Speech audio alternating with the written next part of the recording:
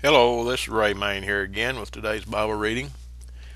Today we're going to be reading in the book of Revelations, chapter 6.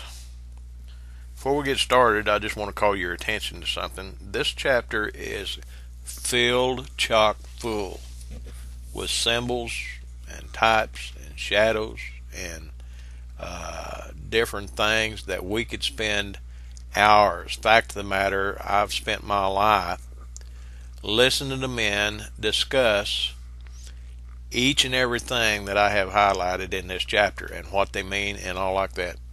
And as such, I'm not going to go into any great detail. I'm just going to read this chapter because, quite frankly, there's some of these chapters, and this is one of them. There's some of these chapters in Revelations that we could spend days and days on, and I think that falls outside of what I'm trying to do here as far as reading the Bible.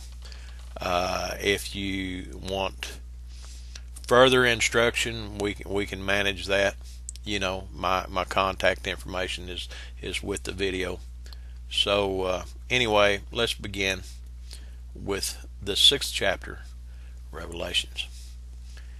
And I saw when the Lamb opened one of the seals, and I heard as it were the noise of thunder, one of the four beasts saying, "Come and see." And I saw, and behold, a white horse, and he that sat on him had a bow, and a crown was given unto him. And he went forth conquering and to conquer. And when he had opened the 2nd seal, I heard that second beast say, "Come and see." And there went out another horse that was red, and power was given to him that sat thereon to take peace from the earth, and that they should kill one another. And there was given unto him a great sword.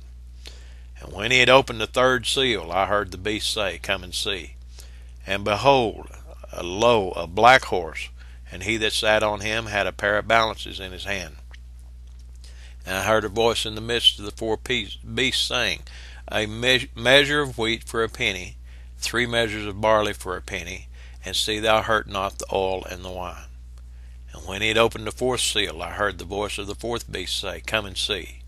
And I looked, and behold, a pale horse, and his name that sat on him was Death, and hell followed with him, and power was given unto them over the 4th part of the earth to kill with sword, and with hunger, and with death, and with the beasts of the earth.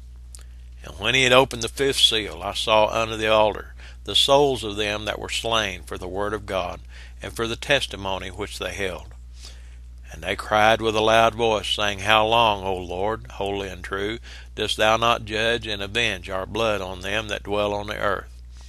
And white robes were given unto every one of them. And it was said unto them that they should rest yet for a little season, until their fellow servants also, and their brethren that should be killed as they were, should be fulfilled.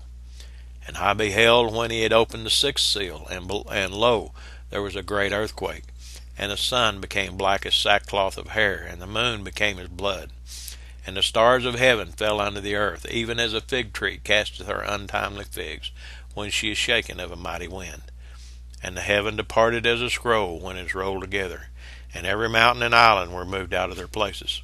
And the kings of the earth, and the great men, and the rich men, and the chief captains, and the mighty men, and every bondman, and every free man, hid themselves in the dens and in the rocks of the mountains, and said to the mountains and rocks, "Fall on us, and hide us from the face of him that sitteth on the throne, and from the wrath of the Lamb.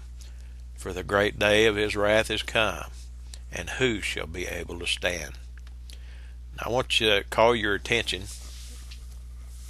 as I scroll back up here, everything that I've bolded, everything that I've highlighted here, there could be a separate video on each one of those things. Each one of them. That's how full this chapter is. And that's the reason I decided to do what I'm doing. Like I said, like I said at the start of this series, I didn't really know just exactly what God was going to want me to do, but I feel like that for the purpose that this is set up, to just read and especially this. There's so much controversy over the book of Revelations. Practically everybody that reads it has a different interpretation, and I want to recall to your remembrance before we sign off This is a spiritual book. It can't be understood except for spiritual people. You know, it's a spiritual book for a spiritual people, and it can only be understood by the Spirit of God. So if you have trouble understanding the Word of God, pray that He might give you understanding. Because I'm going to tell you something. It doesn't matter who's preaching. It doesn't matter who's talking. It doesn't matter who you're talking to. Unless the Spirit of God moves on this Word of God so that you might understand it, you'll never understand it. Well, there's a lot of men out here that have their own little interpretations in order to further their little agendas. But it's more important today, folks, than it ever has been. We need to understand, like in some previous chapters here, let him that hear what the Spirit is saying unto the churches. You know, we need to hear what it is that God is trying to tell us. God bless you. Have a blessed day.